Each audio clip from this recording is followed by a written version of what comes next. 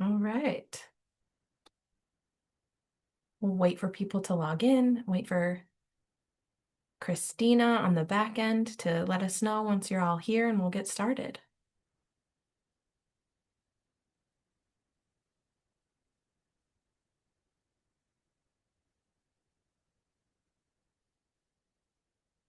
Yeah, looking, we still have some people joining. Sounds good. If you want to throw in the chat where you're all joining us from, it's always fun to see where you're all located.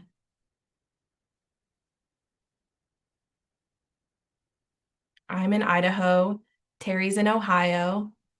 Those always get mixed up. So either way, we've got Idaho and Ohio covered. We just need Gotcha, someone from covered. Iowa. Iowa is the other one we need. Whenever I'm traveling abroad, everyone's like, "Oh yeah, Ohio. I know Ohio." I'm like, "Nope, I'm in Idaho." Awesome. We have someone from LA. A lot of our team is in LA. Great area. Good food. Mhm. Oh, we have another Cleveland. Hi, Erin. Thanks for joining, everyone. We'll just give it a couple minutes and then we'll jump right in. North Carolina. Amazing. I love Southern Charm. That's probably South Carolina, though.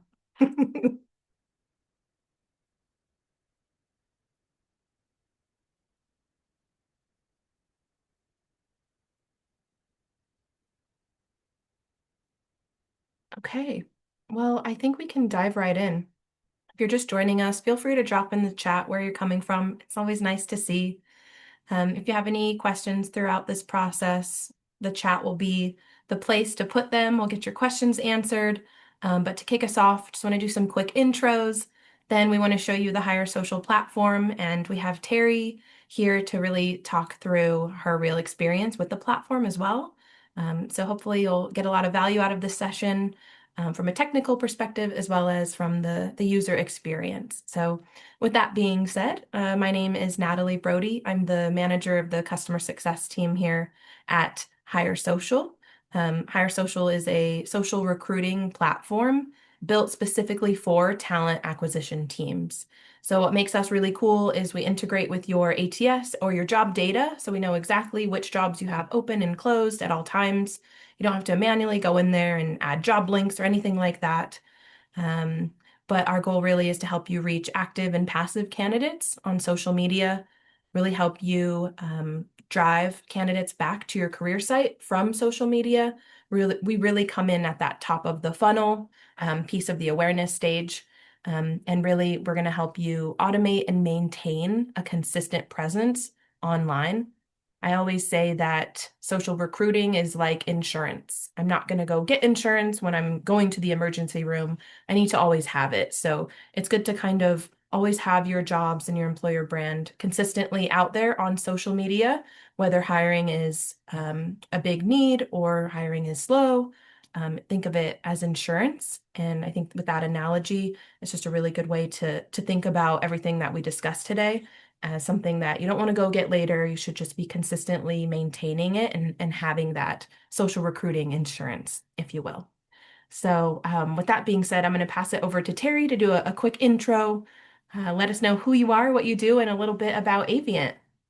Awesome. Thanks, Natalie. And I like your insurance analogy. And I can't wait to share some of the use cases and how it's really helped us. But I'm Teri Paridon. I have the pleasure of serving as a talent acquisition leader at Avient. And Avient is a global manufacturing company headquartered out of Cleveland, Ohio. And I've spent a couple decades in talent acquisition in a variety of different capacities. And was a pleasure getting to know Natalie and her team as we were looking at options for Avient to build a consistent social media experience as it relates to attracting talent, and can't wait to share some of the goodness that we've gotten out of this tool. So thanks, Natalie. Happy to be here with you. Can't wait to share.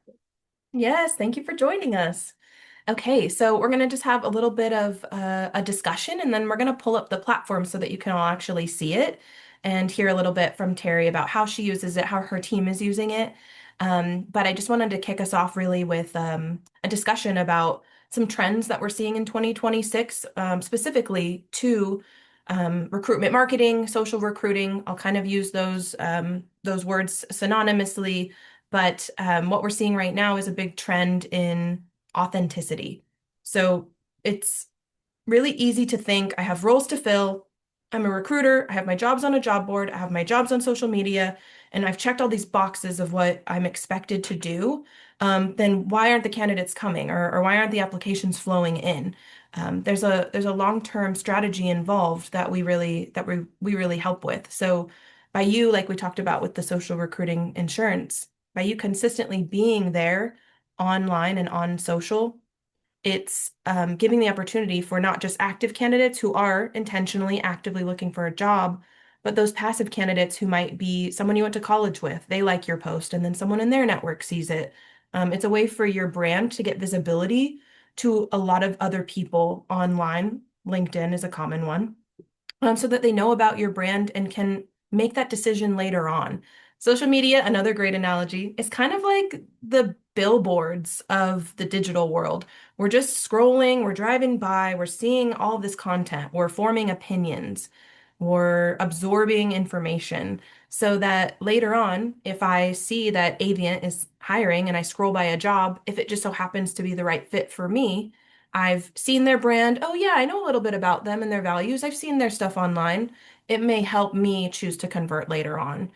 So don't ever feel like you're posting on social media and nothing's happening. It's a very long-term strategy. Some other trends that we're seeing are honestly the continued push for AI automation, doing more with less, especially recruitment teams. You're not skilled to be this social media expert or this marketing expert, but maintaining brand consistency, specifically employer brand, is really important. So how can you automate that, save time without putting more on your team?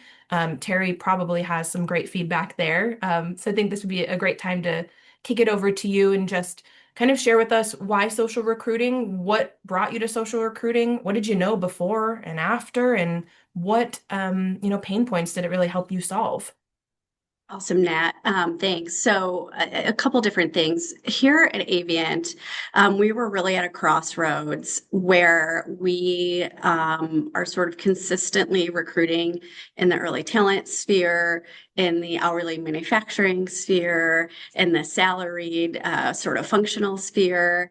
And as a TA leader, we know that recruiting in silence is never a good thing. And so, my teams are really driving sourcing strategies, really driving outreach. And while we are a large manufacturing company, a lot of our work was being spent sourcing proactive candidates. Well, on the flip side of that, we really did not have a strategy in any sort of employment marketing outreach, consistent employee advocacy stories, because we do a lot of really amazing things, even posting jobs. And so we are missing a couple big gaps. And, through the analysis of where we were today versus where we wanted to go, there are many things on the table. One of them being a headcount for a recruitment marketing person. But as we all know, headcount can be expensive. And then tools and resources and design can also be expensive. And we really wanted to look at a consistent way to storytell and facilitate not only the employee advocacy and all the really great things we're doing for our employee base, but also, tactically share some of the really great positions that were open or becoming open. So HireSocial really helped us set the foundation and really solve a lot of these problems for us in a low cost, low time, easy, integrated way. The platform was brought to us through somebody that worked in the platform before, which was super amazing. And the ability to have a little bit of setup time and to really configure the system to be highly automated through the AI features, which we'll talk about, has taken so much perceived time off of my recruiters' plates. So they're not individually posting to their LinkedIn or Facebook accounts. It has streamlined and made our employment brand super consistent, utilizing existing verbiage and stories and tutorials that are in our current website.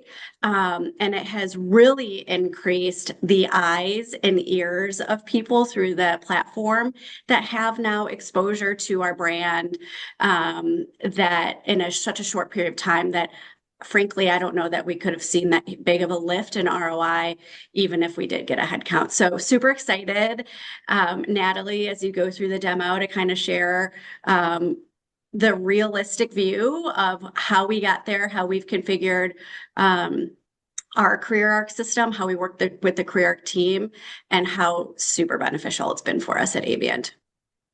Good. Well, thank you. This is honestly the perfect time. I'm going to share my screen so you can all see the dashboard that we are talking about that is solving all of these problems. So, and even if there isn't a problem, we can fine tune something that might not even be broken. That's right. Um, so don't feel like something has to be wrong to join us. You may just want to add some sprinkles on top of your Sunday. So, what you're looking at right now on the screen, Terry, can you confirm for me that you can see the dashboard? Yep, I can see the dash. Good, thank you. So what we're looking at is the HireSocial platform. So like I said in the very beginning, we're a talent acquisition tool, and it's going to help you. The bread and butter is automating your jobs and employer brand to social media. And so how we do that is through different buckets. So we're going to put in your job data, of course. That's what I said really is special from the beginning, is we integrate with your job data directly from your ATS. So we know exactly which jobs you have open and closed. You don't need to come in here and be opening a job, closing a job. That in itself is one of my favorite things that really sets us apart from anyone else out there. But you'll come into the tool, you'll put in your logos and colors, and it's going to generate content for you. So it's going to be brand approved content already that matches your existing logo and colors. And if you have your own media that you want to add, that's an option as well. So we want to make this super easy. Like I said, it's for talent acquisition teams. So it's not made for a replacement tool for your marketing team who might be creating consumer facing content. Teri and her team need candidate facing content. We're not driving consumer traffic. We're driving candidate traffic. So with that being said, let's jump into our post section. Once all of our Natalie, if I logo and can colors. for just a Yeah. second, at Avient, as I'd mentioned, we don't have a dedicated recruiting marketing person, but we did have a little bit of a hybrid approach utilizing the existent color schemes and fonts and et cetera that we loaded in here. But we also did utilize someone on our marketing team to load in a few images and a few pieces of media. So our sort of library is composed of a little bit of both, which we have found to be super beneficial. And when I say we utilize someone for marketing, it couldn't have been an hour of their time. They just uploaded some imagery and some graphics that we could use. So sorry to interject, Natalie. I wanted to just share a little bit of our hybrid approach that we're enjoying right now. Thank you. That's perfect because that's actually very common for a lot of our customers to do. And every org is different. So if you have nothing and you need something, it's in the platform. If you have some stuff from marketing that you can add into the platform, that's available in the add your own media section. You can have a little bit of both, one or the other. So all the options are in here to really support teams wherever you're at with content. But really, what I love is that it's going to create content that's specific to your brand that you can get out onto social media in minutes. So let me go back to our post section. The coolest part here, what Teri, excuse me, what Teri and her team are able to do is scroll through and thumbs up, thumbs down. So they can get rid of a post if they don't like it, they can thumbs up and approve a post if they like it and add all of the content that they want to be eligible to post to their team's social media profiles to an approved to publish section. And then everything has had some eyes on it. It's all approved by your admin or your team, and you have this nice pool of content to rotate through to your team's social media profiles. We always encourage filling up your gas tank. So what you see at the top here is get at least 30 days worth of posts. Maybe you have a reminder on your calendar once a month. I'm going to go into the HireSocial platform, make sure I have enough content approved that looks good, and then I don't have to worry about it for the month, and that's going to be automating to all of my team's profiles. Super easy, super quick onboarding, really low lift from TA directors, managers, recruiters. Teri, you might even be able to speak on, do your recruiters even have to log in here? Yeah, great job, Natalie. Two comments here. One, as we were proposing this solution to our variety of internal stakeholders, one of the comfort areas is you may be wondering, where does this copy come from in this content? The Yes. AI component that I'm sure Nat will touch on is that the copy and content are coming directly from our externally facing careers website. So the tone, the tenor, the AI portion of how these posts get created really allowed us to do it in a low risk arena, meaning it's already existing content that's out on our careers websites or company websites anyways. So it made our legal and our security teams feel really good about it, that it wasn't AI creating the stuff from scratch. It's utilizing our existing content. So to Natalie's question, the setup and the use and the activation of our recruiters in this tool has been zero, other than the leaders on my team working with the recruiters to set up and link their LinkedIn profiles on the back end. Our recruiters do not go into the system at all. Myself, other leaders on my team go into these posts from time to time. We approve what we like. We don't approve what we don't like. We sometimes modify some of the verbiage in here, and it's automatically linked on a schedule to my recruiters' accounts. So the lift for our actual recruiters is none, which is really great because it allows them to be very outfront and forward and consistent with the brand without doing anything. It's a little bit of a safe zone for us to covet and hold our employment brand, tightly, but give them a ton of activation on their profiles without distracting them from their day to day. Thank you so much. That was honestly a really great point to add that I probably should have said in the very beginning. I get too excited. How does this all even come to be? Teri's correct. So, in the very beginning of your onboarding, we're putting a link to your career site. So, all of that great information on your career site about who you are, your values, your mission statement, your employer brand is the source content we're using to drum up these captions and make sure the content sounds like you and looks like you and doesn't just look like a general AI robotic post. So I'm really glad you pointed that out because that is so special and so helpful for teams to Yeah, make sure it's your content. yeah, It's already what marketing said and put on your career site. It's using your voice, your language, and that yeah. really And helps it stay in I will line. say, Nat, up here in this account that you're utilizing, it's a lot of job posts, and we too have a lot of job posts as well. One of the things that I think is super important to highlight is that we have other topics within our posting scheme that we like to schedule and send out. Meaning, in addition to jobs, we also have a section about benefits and culture. We have a section about training and development because that's an area of strength for us, and a section on sustainability. So we linked those individual sites to these topics, and the tool will generate these types of posts based on those topics. And we like to mix those topical posts in with the job posts. So it's not just a recruiter every week or a couple times a week sending out jobs. It's also being a voice of sort of the employee advocacy of the other things that we happen to be really great at, and happen to be very beneficial to potentially being an employee here at Avient. So it's a little bit of a mixed bag of jobs and other topics. And we've actually found within our analytics, I know we'll get to it, but we've actually found those culture and those training development posts really perform really, really well for us. So I think it's important to know you can kind of mix it up and have a little bit more of a well-rounded strategy here versus putting out jobs. Now, if you want to just put out jobs, I think that's really great too. But the other type of topical posts we're putting out performs super great for us. Yes, thank you for sharing. And I'm always a translator because I do this all the time. So, topic posts, you could think of that as custom content, employer brand buckets, things that aren't always, hey, look at this job. Like Teri said, it might just be, I want this post to be a little more general and talk about our benefits and culture. Sure, there may be a link to your career site. It's always helpful to make sure they have a place to learn more about you. But the intention behind the post might just be, hey, we prioritize learning and development. Hey, here's something about our benefits and culture. And you want to have this healthy mix of job and employer brand content. So the topics in here and the benefits and culture example I just added, I wasn't sure if this was going to load because it's our prototype environment, but it went ahead and loaded some topic example posts for us here where you would also be able to come in and approve, edit, add additional content to your job postings, these topic posts.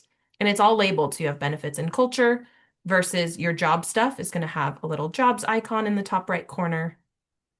You can also mark priority jobs in here. So, hey, we have these hot jobs right now. We really need to get extra visibility on these. Hey, system, please generate some posts for these higher priority positions for us so that we can get those posting on social sooner, rather than kind of just waiting for them to go in the mix. Let's say you have 100 jobs and job 75 is your priority. Well, we don't want to wait, for 70 weeks if you're posting once a week to get that job to go out. So you can kind of bump them up to the top at your leisure. Make sure you're getting the visibility on those priority positions as well. There's a lot of bells and whistles in here that, of course, in a real demo and onboarding, you would go through all of that. But for time's sake, I just want to make sure that we pause for any questions. Teri, if you have any additional feedback on the post section, this is the time. And then otherwise, we'll jump into the next bucket, which is where does all this go? How do you decide which social media profiles you can connect and what does that look like? Christina, let us know if there are any questions. No questions. Good to proceed. You guys were both fantastic. Okay, good. Thank you. Teri, anything to add before I move on? I think you can keep it moving, Nat. Thanks. Amazing. Good. Okay, so on to the next bucket is publishing. We went through what it looks like, where the source content comes from, how you approve things, but now where does it go? So truly, we need to connect social media profiles in here. So in the left-hand side, you'll see company profiles. This, when we say company profile or corporate profile, that might be your company LinkedIn profile versus Teri's personal LinkedIn profile. So whether somebody in your organization is an active recruiter, or maybe they're just someone else in your organization, we bucket that as an employee right now. That could be C-suite, managers of departments. It could be anyone. You don't have to be actively recruiting to have a profile connected in this platform. What's great about this is you have unlimited social media profiles. Some of my global customers have 500 profiles connected in here. There is no limit. You can connect anyone. It just is a matter of internally how you communicate that to your team. What's in it for them? What's in it for the organization? But real quick for me, if Lauren on my team has opted in to job and or employer brand content being automated to her LinkedIn profile, everyone in her network is going to get to see that. And everyone in their network, if they engage with the post, is going to see that. And it allows your jobs and your brand to be seen by people on social media that don't just follow your company pages. So it's so, so powerful. One of my favorite stats is if you have 5 or more personal LinkedIn profiles connected, you see 83% more job clicks on average. So that's quite significant. So don't put it on your marketing team to be like, you need to post the jobs for us. I really want to see TA teams like Teri's take it upon themselves and really automate and maintain their presence on social media for their open roles and employer brand as well. Teri, do you have anything to add in this profile piece? I kind of Yeah, started yapping. so some of my favorite features are we have our company Facebook careers page linked up. We do not have our company LinkedIn page linked up, but we have all of the recruiters and a couple of our other non-recruiters, our marketing gal, myself, a couple sourcers on my team.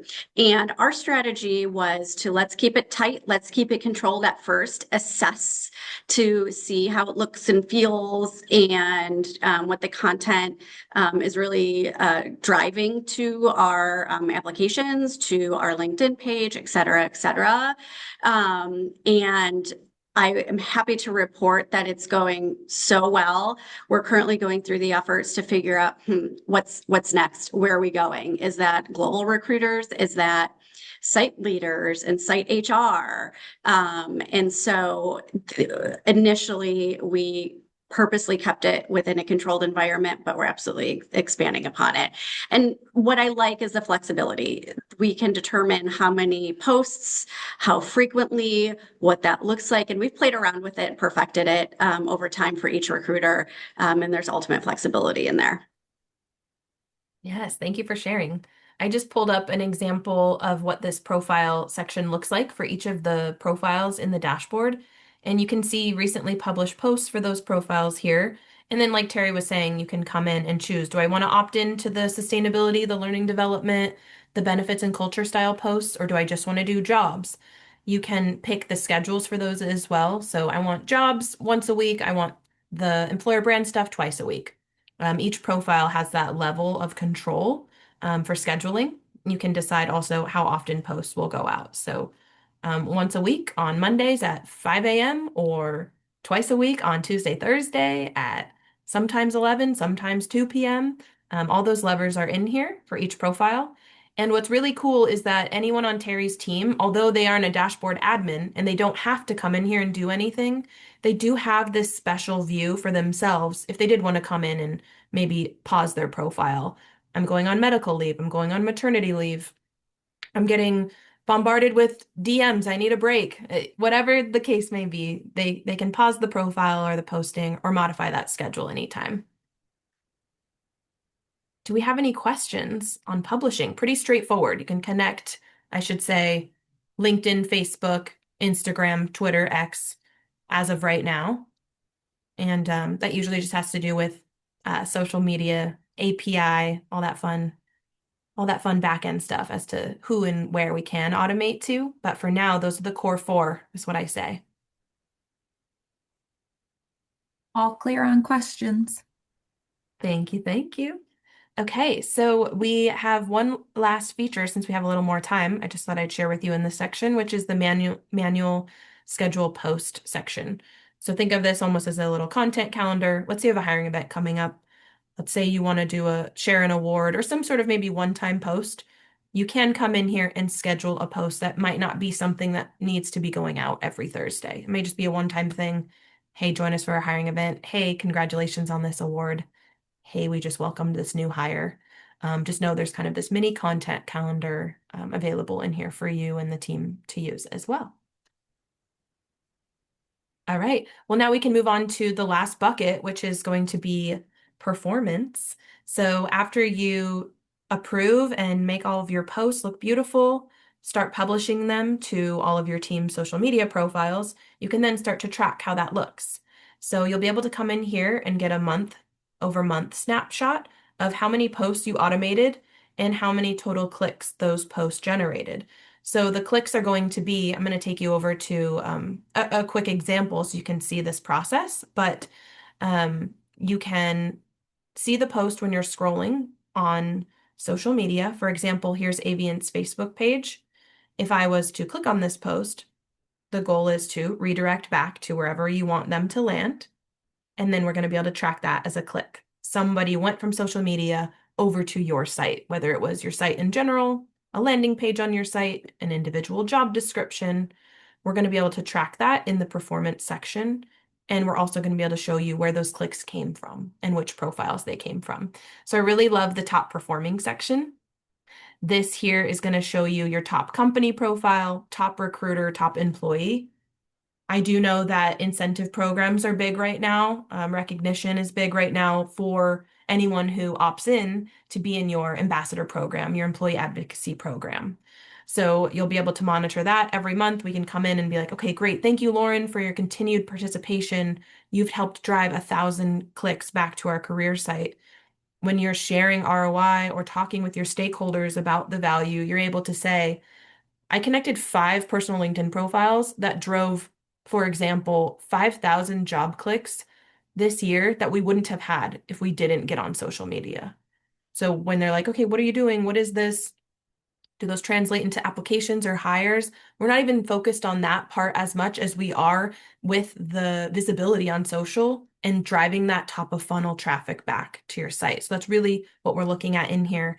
And it's pretty cool to see this grow month over month as you connect more profiles and you get more integrated. Once the bread and butter is done, then we get into the fun strategy piece where you get to partner with somebody like myself and we'll say, hey, you're doing everything you're supposed to be doing. Now what's next? Let's get more strategic. Let's add in more quality employer brand content. Let's fine tune your messaging. So the options are really endless and you can really continue to grow your recruitment marketing strategy with the help of this automation. Really do some of that heavy lifting for you. Teri, anything to add here? What have you been able to see so far? Yeah, so I'd mentioned on the top of the call, one of the things we've been able to see is just how well the employee advocacy pieces post, the company content, how well received that is across our network. And to your point, how many clicks that we would get on our jobs versus nothing of what we were doing this time last year. So this is beneficial for me as a TA leader to report back to my leaders to understand the ROI, not only of this tool, but to give a front row seat into how positively it's impacting our employer brand across the various different networks that we have hooked up. Yay. Well, thank you so much for sharing. Sure. There was one other example that I didn't show. I showed you all the Facebook page. Wanted to make sure I showed you how this looks on LinkedIn for literally Teri versus the Avient Careers Facebook page so that you can all see just how that appears on different platforms, whether it's company or personal profiles. Always has a caption photo linked to where you want that candidate to land. Here's us. Keep going down to another one. Another job opening. This is someone else on your team who's connected in the platform. Wanted you all to see that. Okay, well, we are ready to wrap this up and answer any questions that you might have. So please drop those in the chat if you have them. Christina will help us. While we do that, I have a question that I always love to ask everyone, which is, how did you get buy-in from your executive team to add this to your budget? Are you asking me, Nat? I'm assuming. Yep. After so much tender care from you and your team to provide me a lot of detail, some screenshots, some other company advocacy, the cost is so minimal, a fraction of what a headcount would even be. And we felt like it was relatively low risk. As I mentioned, the AI piece only pulls from our existing content. The integration or posting connection is a feed. It's very easy. So our IT team and security teams didn't have any concerns there. And the consistency of our brand at such a nominal cost, just a couple $1,000s annually, we felt that it was certainly worth investing in, even at a trial period, to see if it was really solving or starting to scratch the surface of solving some of our lack of employment brand, and coupled with the minimal lift, coupled with the automation and the consistency of it all, it's honestly quite an easy sell. As I was putting together a business case for the executives here at Avient. And we're so happy we did it. It's had a lot of positive impact, as I had mentioned. An unintended positive consequence is our LinkedIn company followers have skyrocketed, which was not the solve here, but sort of a happy accident. Yeah. And so we're seeing goodness all over. And like I said at the top of the call, we're looking at expanding the platform usage across our recruiting teams globally, but also our leaders and potentially HR. We're looking at potentially our employee resource group leaders as well to really bolster the employee company content.